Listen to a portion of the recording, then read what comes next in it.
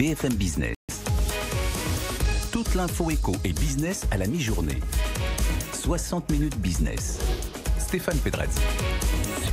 C'est l'un des paradoxes de la crise actuelle. Les défaillances d'entreprises continuent de reculer. Elles ont baissé de 40,1% en janvier selon les chiffres publiés ce matin par la Banque de France. Moins 43,2% en février selon des chiffres toujours provisoires. Et déjà l'an dernier, les faillites d'entreprises avaient diminué de 39%. Elles étaient retombées à leur plus bas niveau depuis une trentaine d'années. Denis Lebossé, bonjour. Bonjour. Vous êtes président du cabinet ARC. Évidemment, ce sont des chiffres en trompe-l'œil puisque les entreprises dans leur ensemble bénéficient massivement des mesures d'aide gouvernementale. Bien sûr.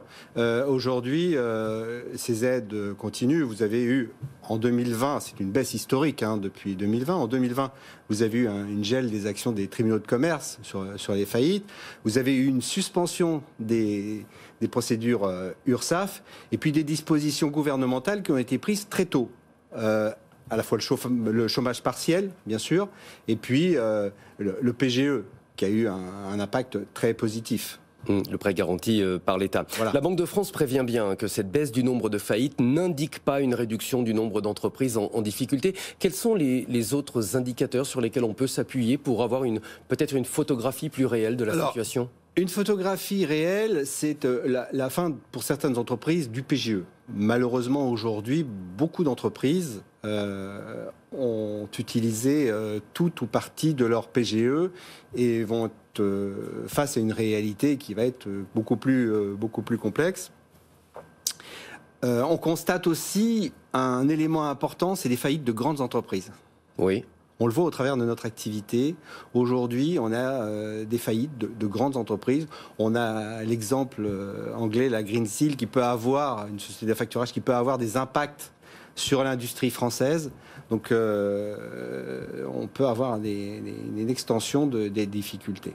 À ce stade, on n'a pas de signes précurseurs assez marquants sur le fait que le nombre de faillites est sur le point d'augmenter. Si on regarde les différents indicateurs, la situation financière des entreprises, 36% redoutent une détérioration de leur situation de trésorerie. C'est beaucoup, mais c'est 10 points de moins qu'en octobre. C'est un chiffre de Rexecode pour la BPI. On constate aussi beaucoup de prudence de la part des chefs d'entreprise. Vous parliez du PGE.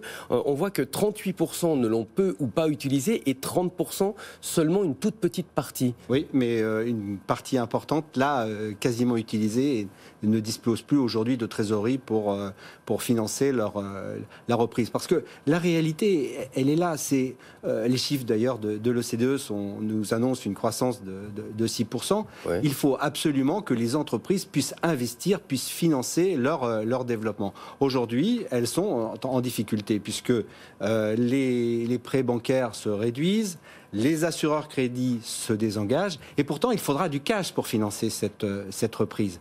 D'où la nécessité d'une part de faire respecter les délais de paiement. On a noté au travers de notre baromètre cabinet ARC IFOP en octobre une augmentation et même une explosion des délais de paiement des TPE et des PME. Et ça, c'est un réel problème parce que les entreprises ont besoin de cash pour faire repartir leur économie et leur financement. Alors ça ne ressort pas de toutes les enquêtes. Une autre enquête, SideTrade, qui est effectuée tous les mois avec BFM Business, on a un taux de facture impayé à 10 jours à 21%. Alors pour mettre le chiffre en perspective, c'est un recul de 3 points par rapport au mois de janvier, donc une bonne nouvelle, mais c'est toujours 2 points de plus que les niveaux d'avant la pandémie. Mais il n'empêche que sur les PME, on va pas prendre on parle bien des PME et des TPE. Oui. On parle des PME. On a une explosion de 8 jours des délais de paiement. Ce qui fait qu'on a une trésorerie, les TPE et les PME ont besoin d'une trésorerie immédiate pour faire repartir leur entreprise et investir. Est-ce que la crise, selon vous, ne va pas avoir un effet vertueux en imposant peut-être davantage de prudence aux chefs d'entreprise ?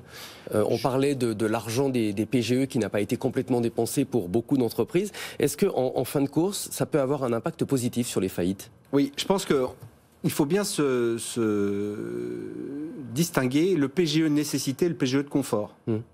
vous avez des entreprises qui ont sollicité des PGE de confort, elles ne les ont pas utilisées, tant mieux, elles les ont peut-être pas, ou peut-être tant mieux.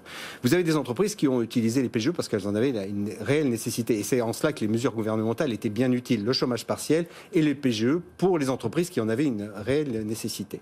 Le problème, c'est de retrouver pour le chef d'entreprise, je ne dis pas celui qui a une trésorerie pléthorique, mais celui qui a une trésorerie très tendue, de redémarrer son entreprise. Parce que ce sont ces entreprises qui passeront demain en faillite. L'entreprise qui n'a pas utilisé son PGE ne risque pas demain la faillite. Mais l'entreprise qui a utilisé son PGE peut malheureusement tomber demain en faillite. Et c'est ces entreprises-là, vous parliez d'un trompe-l'œil, il est là le trompe-l'œil. Donc, l'objectif, c'est d'une part de faire respecter les délais de paiement et conseiller aux chefs d'entreprise de faire respecter leurs délais de paiement, et puis plus généralement peut-être mettre aussi des dispositions pour qu'on puisse avoir une notation des délais de paiement. D'ailleurs, nous l'avions proposé au travers de notre baromètre et le ministre de l'économie, Bruno Le Maire, l'a approuvé. Et 84% des entreprises ont approuvé cette réforme qui serait de publier des indications sur les délais de paiement. Parce qu'une entreprise solvable ne veut pas dire être une entreprise qui règle ses factures dans les délais. C'est un vrai sujet. L'un des effets, j'allais dire pervers de ces mesures gouvernementales, c'est d'avoir maintenu en vie des entreprises qui n'auraient peut-être pas survécu sans la crise sanitaire et sans toutes ces mesures d'aide gouvernementale. Est-ce qu'on a une idée aujourd'hui du nombre d'entreprises zombies, entre guillemets, qui, sans ce package d'aide, n'auraient pas survécu ? Écoutez, on a une idée puisqu'on peut les comparer avec elles sont peut-être c'est l'équivalent du taux de baisse des procédures collectives sur 2020. Mais le vrai sujet, il est là, et vous avez raison, ce sont pour ces entreprises le manque de fonds propres. Aujourd'hui, on manque structurellement de fonds propres. On aime se comparer à l'Allemagne. On manque structurellement de fonds propres pour ces entreprises. Et la disposition qui est en train d'être prise par le ministère de l'économie, à savoir au travers du prêt participatif, qui est en train de se monter aujourd'hui, est une très bonne mesure parce qu'elle pourra venir renforcer les fonds propres des entreprises avec un taux d'intérêt qui est autour de 4,5%, qui est relativement raisonnable. Ce sera une dette junior qui va permettre à l'entreprise de renforcer ses fonds propres, de solliciter des partenaires bancaires qui sont aujourd'hui, étant donné le contexte actuel, plutôt fragiles, et pourquoi pas des fonds qui interviendraient en dette senior. Et tout ça dans l'intérêt de faire repartir l'économie. Parce qu'aujourd'hui, et on le voit au travers de notre activité, une grande inquiétude pour beaucoup d'entreprises qui aujourd'hui sont en peine de pouvoir financer leur développement et la reprise de leur activité.